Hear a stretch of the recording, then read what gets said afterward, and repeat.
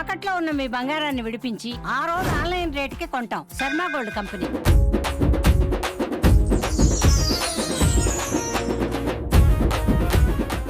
నమస్తే, welcome to Suman TV. నేను పద్మిని. ప్రస్తుతంతో పాటు ప్రముఖ ఆధ్యాత్మికవేత్త, సూర్య ఉపాసకులు, sun spiritual society founder Vikramaditya గారు మనతో పాటు ఉన్నారు. మాట్లాడదాం సార్. నమస్తే సార్.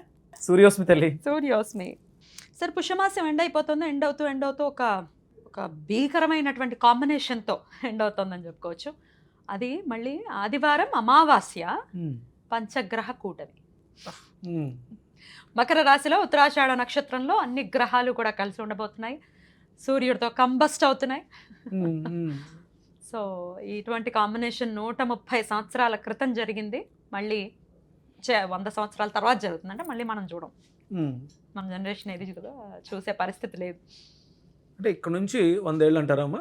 ఇక్కడ నుంచి 100 ఏళ్ళు అంటే 2127 అవుతుంది. మళ్ళీ చూడాలనుకుంటున్నారా? సంకల్పం బలంగా పెట్టుకోండి. మళ్ళీ వద్దులేండి సార్. కొత్త వేరే జన్మెత్తి చూస్తే బెటర్. వద్దామా అలాగెందుకు? అంత ముసలైపోయి ఏం చూస్తారు? ముసలు ఎవరైపోతారు? ఎందుకు అవుతారు ముసలు? ఎవరు మీరు అవర్లేండి. మంచి లియో డైట్ లో ఉన్నారు.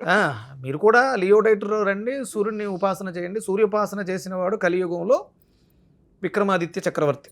2000 సంవత్సరాలు ఆయన జీవించి ఉన్నారు కాళీ ఉపాసనతో. అంటే కాళీ అంటే కాలం స్తబ్దంగా ఉంటుంది. ఆయన సశీరుడుగా ఇంద్రలోకం వెళ్ళి ఇంద్రసింహాసనాన్ని తీసుకొచ్చినటువంటి చక్రవర్తి. మరి ఆ పేరు పెట్టుకున్నప్పుడు ఆ పద్ధతులు పాటించాలి. ఏదో మీరు ఉండిపోతారా? నేను మిమ్మల్ని కూడా ఉంచేద్దాం అనుకుంటున్నాను. అలాగే ఇప్పుడు ఈ వీడియో ఎవరైతే చూస్తున్నారో వాళ్ళందరూ కూడా ఉండిపోవాలి. చూస్తే ఉండిపోవాలి. ఎన్నేళ్ళు ఉంచేద్దామని మీరు ప్లాన్? రాజ్యవర్ధనుడు అని ఒక రాజు ఒకరోజు ఇలాగ పండగ పూట వాళ్ళ ఆవిడ తల రాస్తారు. రాజులు కదా, తల రాస్తుంటే అదే తల అంటడం, తలకి నూనె రాసి అభ్యంగా నలుగు అయి పెట్టి తల స్నానం చేస్తున్నప్పుడు ఆవిడ ఏడుస్తుంది. మొగుడికి తల రాస్తూ ఏడవటం ఏంటి? ఆవిడ ఒక చొక్కొచ్చి తొడ మీద పడింది ఆయనకి. ఏంటి ఏమైందని అడిగాడు ఆయన. ఆవిడ తలలో తెల్ల వెంట్రుక కనిపించిందని ఏడ్చింది. రాజుగారి తలలో తెల్ల వెంట్రుకలు కనిపించింది. వృద్ధాప్యం వచ్చింది. దానికి సంకేతమా? వెంటనే ఆయన ఓకే అయితే సమయం ఆసన్నం అయిందని మొత్తం దండోర వేయించి అందరినీ పిలిచారు. అందరినీ పిలిచి నేను ఇంకా వానప్రస్థానికి వెళ్ళాల్సిన సమయం ఆసన్నం అయింది, నేను యువరాజుకి రాజ్యాన్ని అప్పగించేసి నేను వెళ్తానని చెప్పేసి అంటే, ఏంటి మీ బాధ, ఎందుకు వెళ్ళిపోతున్నారు మీరు అంటే, సమయం ఆసైంది, వైట్ హెయిర్ అంటే ఏజ్ పెరుగుతుందన్న విషయం అర్థమైపోయింది అనగానే, అదే కదా మీ బాధ, మీ పాలనలో మేము సుభిక్షంగా ఉన్నాం, రాజ్యం బాగుంది, అంతా బాగున్నాం, చాలా హ్యాపీగా ఉన్నాం, మీరు అలా బాధపడాల్సిన అవసరం లేదు, దీనికి ఏదో పరిహారం ఉంటుంది, మేము చేసుకొస్తాం అని చెప్పేసి వీళ్ళందరూ బయలుదేరారు. అలా వెళ్తూ నీలాంచల పర్వతం, ఇది ఎక్కడ? రాజ్యవర్ధనుడు నీలాంచల పర్వతం అంటే గౌహటి, కామాఖ్య. వాళ్ళు అక్కడ ఏదో తచ్చాడుతుంటే ఎవరో ఒక ఋషి చెప్పారు, పైన కొండ మీదకి వెళ్ళి సాధన చేయండి, మీకు ఈ సమస్యకు పరిష్కారం దొరుకుతుంది. వాళ్ళు వెళ్ళి ఆ కొండ మీద తపస్సు చేశారు. భగవంతుడు ప్రత్యక్షం, ఏం కావాలి మీకు? ఇప్పుడు ఉన్నటువంటి రాజు ఎవరైతే ఉన్నారో ఆ రాజు పరిపాలనలో మేము చాలా బాగున్నాము, ఆయన కాలం అయిపోయింది, నేను వానప్రస్థానికి వెళ్తానంటే, ఏం కావాలి మీకు అంటే, మీరే పరిష్కారం చెప్పండి. అయితే మీరున్నంత వరకు 350 సంవత్సరాలు ఆయన ఆయుర్దాయం పెంచుతున్నాను, ఓకేనా అని అడిగారు. సంతోషం, తదాస్తు, పట్టుకెళ్ళిపోయారు. ఇలా హ్యాపీగా వెళ్ళిపోయారు రాజుగారు. ఇంకా మీకు ఏమి కాదు, మీరు హ్యాపీగా ఉండండి, మీరు 365 సంవత్సరాలు జీవించి ఉంటారు అంటే. ఇప్పుడు మళ్ళీ ఏడుస్తున్నాడు ఆయన. ఎందుకు ఏడాలి ఆయన? మళ్ళీ 365 సంవత్సరాలు ఆయుర్దాయం ఇచ్చాడు ఆయన భగవంతుడు, మళ్ళీ ఏడుస్తున్నాడు. ఎందుకు ఏడుస్తున్నారంటే, ఎవరు బాగానే ఉంది, నేను బతికే ఉంటాను, నా వెళ్ళడం చచ్చిపోద్ది, యువరాజు చచ్చిపోతాడు, మీరందరూ నా కళ్ళ ఎదురుగుండా చచ్చిపోతుంటే నేను ఏడుస్తూ ఉండాలి, అంతే కదా. అప్పుడు మళ్ళీ ఈయనకి ఆలోచన వచ్చి మళ్ళీ నీలాంచన పర్వతం దగ్గరికి వెళ్ళి తపస్సు చేసి, మళ్ళీ తపస్సు చేసి ఎవరైతే ఈయనకి ఆయుర్దాయం ఇచ్చారో ఆయన వచ్చాడు. వచ్చి ఏంటి పరిస్థితి, నేను బాగుండాలని కోరుకున్నారు, బాగానే ఉంది, నేను బాగున్నాను, నా కళ్ళు ఎదురుకుండా వీళ్ళందరూ చచ్చిపోతుంటే నేను ఎలా బ్రతుకుండాలి ఆనందంగా అని చెప్పేసి అంటే, ఓకే నీకేం కావాలి, నువ్వు బ్రతుకున్నంత కాలం నీ వాళ్ళందరూ నువ్వు చూసిన వాళ్ళందరూ నీతోటే ఉంటారు, సరిపోద్దుగా. నేను వరాన్ని సాధిస్తా లియో డైట్తో, మీ అందరినీ కూడా బ్రతికిస్తా. ఇది కామాఖ్య కొండ అంటే, ఇప్పుడు దాని పవిత్రతను పాడు చేశారు పంచబలులతో వాటితోటి. ఒరిజినల్గా కామాఖ్య కొండ సూర్యపీఠం, అది సూర్యుడు ప్రత్యక్షమై వరం ఇచ్చినటువంటి స్థానం అది కామాఖ్య. కామాఖ్య అధిదేవత సూర్యుడు, మరి శక్తిపీఠం. కానీ సూర్యుడి యొక్క ఆధీనం అధికంగా ఉంటుంది, సూర్యశక్తి. అక్కడికి వెళ్ళిన తర్వాత నాకు జ్ఞానోదయం, సూర్యోపాసన మొదలుపెట్టా. అప్పటి వరకు నేను మాతంగి ఉపాసనలో ఉన్నా. ఒకసారి మా గురువు గారితో కలిసి నేను కామాఖ్య వెళ్ళిన తర్వాత నిర్ణయించుకుని తీసుకున్న మంత్రాన్ని అక్కడే తిరిగి, అక్కడ చిన్న కొలను ఉంటుంది, దాని మీద నేను వదిలిపెట్టచ్చా? అక్కడ వదిలిపెట్టేసి బాబా. ఒక రాగి రేఖ మీద రాసి నా పేరు గోత్రం రాసి అక్కడ విడిచిపెట్టి వచ్చేసి అప్పుడు సూర్యోపాసన మొదలుపెట్టా. Nice. ఇప్పుడు సూర్యోపాసన చేసిన వాళ్ళందరూ చిరకాలం బ్రతుకుండాలని నా కోరిక. దాంట్లో ఒక అద్భుతమైన మంత్రం ఉంటుంది. ఉద్యన్నద్యమిత్రమ ఆరోహన్నుత్తారాం దివం ఉద్రోగం మమ సూర్యహరిమానంచనాశయ. అంటే మన శరీరంలో కనపడే రోగం ఏంటి? కామెర్ల రోగం కళ్ళలో కనిపిస్తుంది. హృద్రోగం కనపడదు, హృదయం, హృదయ రోగం కనపడవు, Hmm. వాత రోగాలు కనపడవు, ఈ దీని ఏమంటారు కఫ రోగాలు కళ్ళలో కనిపిస్తాయి. అంటే కనిపించే రోగాలు, కనపడని రోగాలు. వీటి వల్ల నాకు మరణం లేకుండా చెయ్యని ఆ మంత్రం యొక్క అర్థం. ఉద్యన్నద్యమిత్రమ ఆరోహన్నుత్తారాం దివం. అంటే దినానికి అధిపతి ఆయన, ప్రతిరోజుకి ఆయన అధిపతి. ఈ మంత్రాన్ని ఎవరైతే ఉచ్చరిస్తూ ఉంటారో వాళ్ళకి ఎలాంటి రోగాలు ఉండవు. గుండె జబ్బులు ఉండవు, లివర్ జబ్బులు ఉండవు. ఇవి రెండాట్ల వల్ల మనకు రోగాలు వస్తూ ఉంటాయి. అందుకని నాతో పాటు మీరు అందరూ ఉండిపోతారు కదా. రైట్. అసలు పంచగ్రహ కూటమికి ఇప్పుడు మీరు చెప్పేదానికి ఏంటి అసలు సంబంధం? ఇక్కడ ఎక్కడ జరుగుతుంది? ఏ నక్షత్రం? ఉత్తరాషాఢన, రవి నక్షత్రం. రవి నక్షత్రం. ఆయన మకర సంక్రమంలో ఉన్నారు. అది కర్మస్థానం. Hmm. మీరు చేసేటువంటి కర్మ ఏదైతే ఉందో అది మిమ్మల్ని చిరస్థాయిగా చిరంజీవులుగా ఉంచుతుంది. సప్త చిరంజీవులు ఉన్నారు కదా, నిజమే కదా. ఉన్నారు. వాళ్ళు ఎవరు? అందులో ప్రధానంగా ఎవరిని తీసుకుంటాం? ఆంజనేయుడు. ఆంజనేయుడు. Hmm. ఆయన ఎవరు? ఉపాసకుడు, సూర్యోపాసకుడు. రైట్. అగస్త్య మహర్షి. Huh. ఆయన ఎవరు? మళ్ళీ- సూర్యుడి కొడుకు. అవునా? ఇలా మనం మాట్లాడుకుంటే మీరు అంటే అక్కడ ఉన్నది ఎంత? సప్త సంఖ్య. Hmm. 7. సూర్యుడికి సంబంధించి ఏది వదిలిపెట్టరా? నేను వదిలిపెట్టట్లేదు, ఆయన దాని చుట్టూ తిరుగుతూ ఉన్నాడు, అక్కడే ఉంది అది. అంటే ఈ వాస్తవాన్ని నేను గమనించాను కాబట్టి, సూర్య సాధనలో ఉన్నాను కాబట్టి, ఇది మనం మళ్ళీ 125వ సంవత్సరం వచ్చే వరకు చూద్దాం, సరదాగా అందరికి చూపిద్దాం, మనతో పాటు అందరూ ఉండాలి. ఇది సత్యమమ్మా, ఇది జరిగినవి విన్నాం చాలా. ఇప్పుడు తిరుపతిలో ఒకసారి అనావృష్టి వచ్చింది, వర్షాలు పడలేదు.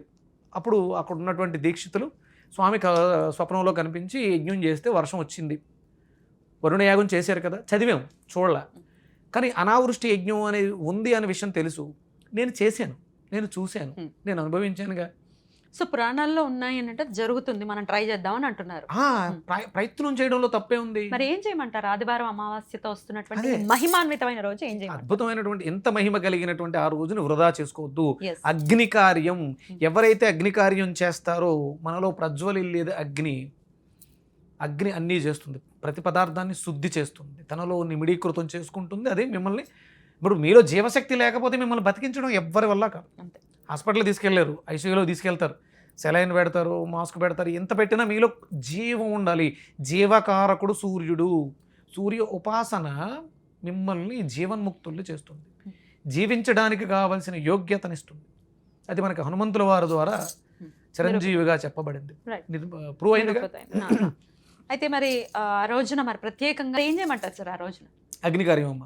అగ్నికార్యం అన్నారు కాబట్టి సింపుల్ గా చేసుకోండి అని చెప్పి మీరు రవి పుష్యమి యోగం రోజు చెప్పారు. చెప్పారు. ఇంట్లో చిన్నది ఏదైనా ఐరన్ పాత్ర ఉన్నా చేసుకోండి అని అంటే, మట్టి పాత్ర దొరికిన, చిన్న 4-5 సమిధులు దొరికిన, కొంచెం ఆవునే దొరికిన, ఒక్క పచ్చకర్పూరం బిళ్ళతో అది చేసుకోండి. చాలా అద్భుతంగా సింపుల్గా ఉంటుంది. ఏమీ రావు. ఇంద్రాయ స్వాహ ఇంద్రాయ ఇదం నమమ, సూర్యాయ స్వాహ సూర్యాయ ఇదం నమమ. మీకు తెలిసిన మంత్రాలే. రవికి సంబంధించిన ఏదో ఒక మంత్రం ప్రతి దేవతకి అనుసంధానం అయ్యే ఉంటుంది. అగ్నికి అనుసంధానం. అగ్నయే స్వాహ ఇదం అగ్నయ ఇదం నమమ, సోమాయ స్వాహ ఇదం సోమాయ ఇదం నమమ. పంచభూతాలు ఉంటాయి. భూరగ్నయే ప్రాణాయ స్వాహ ఇదం అగ్నయే ప్రాణాయ ఇదం నమమ, భువర్వాయువే అపానాయ స్వాహ ఇదం వాయువే అపానాయ ఇదం నమమ, స్వరాదిత్యాయ వ్యానాయ స్వాహ ఇదం ఆదిత్యాయ వ్యానాయ ఇదం నమమ, ఓం భూర్భువస్వరగ్నివాయువ్యాదితేభ్య ప్రాణాపాన వ్యానేభ్య స్వాహ ఇదం అగ్ని వాయువ్యాదితేభ్య ప్రాణ అపాన ఉదానాయ స్వాహ ఇదం నమమ.